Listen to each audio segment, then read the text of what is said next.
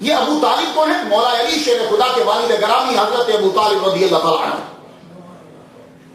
بارہا عمر گزر گئی تقریریں کرتے ہوئے، کچھ مولویوں کو اعتراض ہے کہ مولا علی کے والد نعوذ باللہ مسلمان نہیں ہیں۔ میں نے مولوی صاحب سے پوچھا، مولوی صاحب آپ کے پاس دلیل کیا ہے کہ مولا علی کے ابا مسلمان نہیں ہیں؟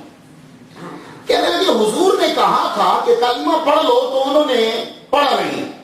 میں نے کہا یہ حضور نے کب کہا تھا؟ کہنے لگے کان میں کہا تھا۔ میں کہا تو مولوی تجھے کیسے سنائی دیا؟ غور سے سنیے گا، حضور نے کان میں کہا تھا کہ کلمہ پڑھ لو، انہوں نے کان میں جواب دیا کہ میں نہیں پڑھتا۔ میں کہا مولوی تجھے کیسے کان کی بات سنائی دی؟ بات سنیے کیا ہے۔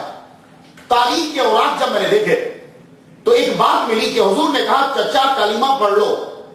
یہ بندے کھڑے ہیں سب، یہ ابو لہب موجود ہے، ابو جہل موجود ہے، یہ سارے رشتے دار موجود ہیں، کیونکہ ابو طالب اس وقت بیمار ہیں، اور جب سردار بیمار ہے تو ہر آدمی وہاں موجود ہوگا، وہ چھوٹا ہو یا بڑا، قبیلے کے سارے آدمی موجود ہیں، ابو جہل ابو لہب سارے کے سارے۔ تو آپ نے کہا چچا کلمہ پڑھ لو، تو جواب سنیے گا، جاؤ جا کے تاریخ کے اوراق کھنگا لینا۔ کہا بیٹا اگر میں کلمہ ان کے سامنے پڑھتا ہوں تو یہ تجھے زندہ نہیں چھوڑیں گے۔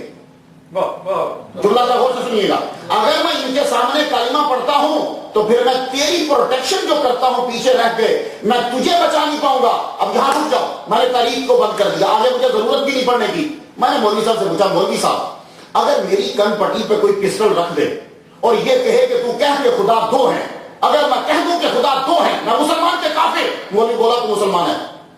جاؤ کوئی مولوی، ویسی صاحب یہاں موجود ہے، سارے مولوی موجود ہے، بتاؤ کان پٹی پہ پسٹل مسلمان کی رکھ کے کوئی بندہ کہ بول خدا دو ہے، تو وہ اگر جان بچانے کے لیے بولے کہ خدا دو ہیں مگر دل میں ہو کہ خدا ایک ہے، وہ بندہ مسلمان ہے، کافر نہیں ہوگا۔ تو یہی تو عرض کرنا چاہتا ہوں، اگر تو اپنی جان بچانے کے لیے کلمے کا انکار کرے تو تو مسلمان، تو جو ابو طالب محمد مصطفیٰ کی جان بچانے کے لیے انکار کرے، کیا بات ہے؟ تیری جان عزیز ہے یا محمد مصطفیٰ کی جان عزیز ہے؟ تو محمد کیا جملہ کہا، پھر جا کے پڑھ لیجیے گا، کہا اے بھتیجے اگر میں لا الہ الا اللہ پڑھتا ہوں ان کے سامنے تو پھر میں تجھے نہیں بچا پاؤں گا، یہ لوگ تجھ پر پھر حملہ کرتے رہیں گے۔ تو جو اپنی جان